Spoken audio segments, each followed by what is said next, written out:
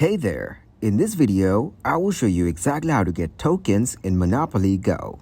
First of all, open up the Monopoly Go game on your mobile.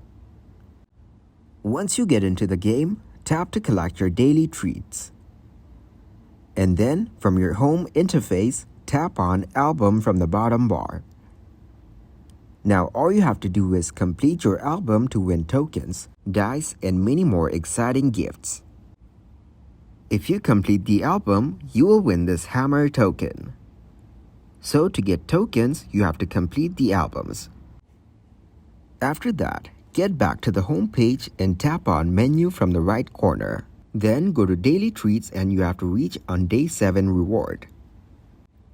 You will win this treat if you log in 7 days straight, and then you will win this token. You don't use tokens to get tokens in Monopoly. Instead, you use game pieces to represent yourself as you move around the board and interact with the game's various elements. Tokens are not part of the traditional Monopoly gameplay. Thank you very much for watching, and don't forget to like the video and subscribe to the channel.